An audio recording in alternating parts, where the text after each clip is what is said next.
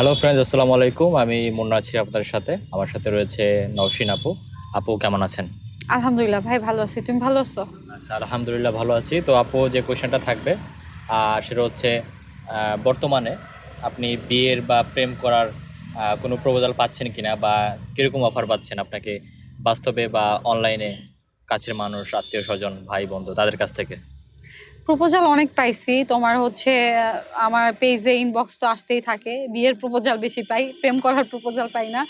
আর আমি বিশেষ করে হচ্ছে মেসেঞ্জারে, আমার যদি ফোনটা চেক করো, মেসেঞ্জারে দেখতে পারবা একমাত্র আমার ছোট বোনের সাথে কথা হয় আর আমার নানির সাথে কথা হয়। মানে আমি ওই সুযোগটা দেই না যে কারোর সাথে কথা বলার। আমার পেজে অনেক অনেক মেসেজ আসতে থাকে, আমি কারো রিপ্লাই করি না। তারপর হচ্ছে তোমার এমনি, আমি যেহেতু বাইরে খুব কম চলাফেরা করি, ঘোরাঘুরি কম করি, মানুষের মধ্যে থাকি না, ওই সুযোগটা মানুষ পায় না। তবে হ্যাঁ, বিয়ের প্রপোজাল অনেক বেশি পাইছি।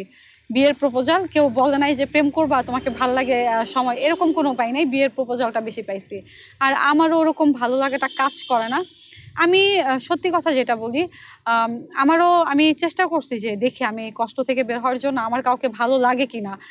দেখি যদি ভালো লাগে কোনো একটা মানুষের সাথে কথা বলে বা ফিউচার নিয়ে ভাববো, তো এই এই দিকটা আমি আর আগাইতে পারিনি। আমার ওরকম ভালো লাগাটা কাজ করে না। তো সিঙ্গেল আছি, আলহামদুলিল্লাহ ভালো আছি। রিলেশন করে কেউ বিয়ে করবেন না, একটা কথাই বলবো। কারণ রিলেশন করে বিয়ে করলে না, ওই সংসারটায় সুখ শান্তি থাকে না। যতই মানে আমরা ভালোবাসি না কেন, যেহেতু আমার বিয়েটা হয়েছিল ভালোবেসে, পালায় যে বিয়ে করছিলাম, তো সংসারটা বেশি দিন টিকলো না।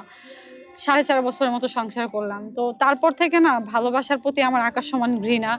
আমি কেন জানি বিশ্বাস করতে পারি না, আমার মানুষকে বিশ্বাস করতে ভয় হয়। আমি ভালোবাসা জিনিসটা মানে অনেক ভয় পাই। আমার ভালোবাসা কথাটা শুনলেই অনেক বেশি ভয় লাগে। তো ভালোবাসার প্রতি আমার কেন জানি মন টানে না, বা কারোর প্রতি ভালোবাসাটা কাজ করে না। আচ্ছা, তো যে একটা যে কথা বললেন যে আপনাদের রিলেশনে ভিলেনটা কে ছিল? একটা থার্ড পার্সনের জন্য তো প্রত্যেকটা রিলেশন হোক বা বিয়ে হোক, সবকিছু নষ্ট হয়ে যায়। তো আপনাদের রিলেশন, প্রেমের বা বিয়ের সম্পর্কের মধ্যে ভিলেনটা কে ছিল? আমাদের বিয়ের সম্পর্কের মধ্যে আমাদের দুইজনেরই পারিবারিকভাবে মেনে নেয় নাই। প্রথমে কেউই মেনে নেয় নাই, না নীলর ফ্যামিলি, না আমার ফ্যামিলি। তো আলহামদুলিল্লাহ আমরা ভালোই ছিলাম। আমরা তো আলাদা বাসা নিয়ে থাকতে শুরু করলাম অনেক পরে। তো আমি বলবো না যে আমি দোষী না। আমাদের পারিবারিক অনেক যে সমস্যা ছিল, নীলয়ের পারিবারিক সমস্যায় ভুগতেছিল। নীলয়ের বাবা আসার পরে নীলয় ডিপ্রেশনে চলে যায়। আর নীলয়ের বাবা যখন আসছে, উনি ক্যান্সার নিয়ে আমার শ্বশুর দেশে আসে। আমার শ্বশুর সুস্থভাবে দেশে ফিরে নাই, ক্যান্সার নিয়ে আসে। নীলয় ওইটা নিয়ে অনেক বেশি ডিপ্রেশনে চলে যায়। আর আমার শ্বশুর আসার পরে জায়গা জমি অনেক কিছু নিয়ে ঝামেলা হতে থাকে তাদের পরিবারে। নীলয় এইগুলা ডিপ্রেশন নিতে পারে নাই, বাবার মৃত্যুটাও মেনে নিতে পারে নাই। তারপর আমার আমার যেহেতু এত বছর বিয়ে হয়েছে, আমার ছেলে মেয়ে বাচ্চা কাচ্চা হচ্ছিল না। আমরা অনেক ডক্টর দেখাইছি, এটা নিয়ে অনেক সমস্যা চলতেছিল। আমাকে হচ্ছে নিলয়ের সাথে থাকতে দিবে না, সংসার করতে দিবে না, নিলয়কে আরেকটা বিয়ে দিবে তার ফ্যামিলি থেকে, এরকম কথাবার্তা চলে। আর নানান রকমের পারিবারিক সমস্যা নিয়ে আজকে দুইজন দুই দিকে।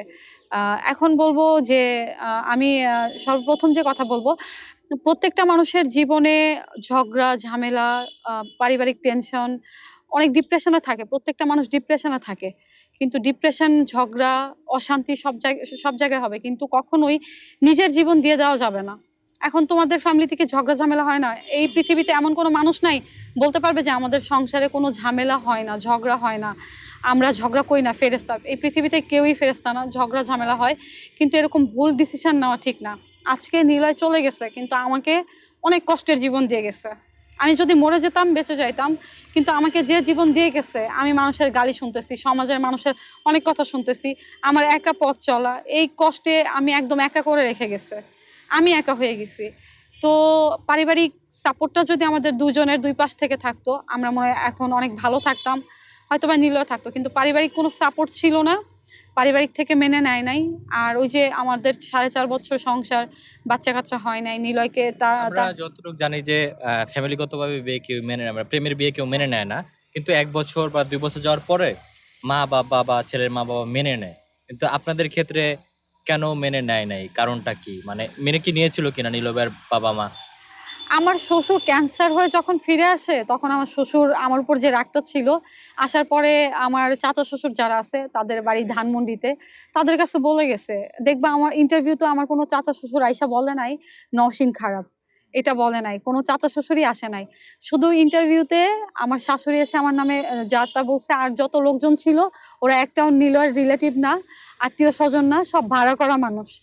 তো ফ্যামিলি থেকে আমাদের ওইভাবে মেনে নেয় নাই। কিন্তু আমার শ্বশুর যখন ক্যান্সার হয়ে ফিরে, তখন আমার শ্বশুর বলছে যে না, ভালো একটা মেয়ে বিয়ে করছে। তো আমার শাশুড়ি আমাকে একদমই পছন্দ করতো না।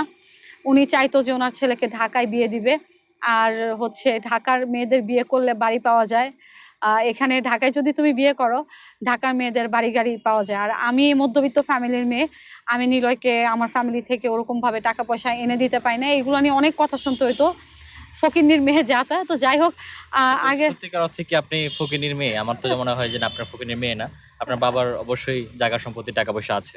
আমি বলি, হ্যাঁ আমি অবশ্যই বলবো তোমরা আমাদের বাড়িতে ঘুরতে যাও একদিন। আমি মধ্যবিত্ত ফ্যামিলির মেয়ে, আমার বাবা লাখপতিও না কোটিপতিও না, মধ্যবিত্ত ফ্যামিলির মেয়ে। আমার বাবা সরকারি চাকরি করে, ভালো একটা চাকরি করতেছে। আর ভাই বোন সবাই পড়াশোনা করে, আমাকেও পড়াশোনা করাতে চাইছিল। আর আমার বাবার বাড়িতে বাড়িঘর জায়গা জমি অনেক আছে, যা আছে আমি যেটুক ভাগে পাবো ওইটুক যদি আমাকে আব্বু লিখে দেয়, তো আমার আর জায়গা জমি করতে হবে না। আলহামদুলিল্লাহ আমার বাবার যা আছে, মধ্যবিত্ত ফ্যামিলির মেয়ে, কিন্তু বড় লোক না, কোটির টাকা লাখ টাকা আমার বাবার নাই।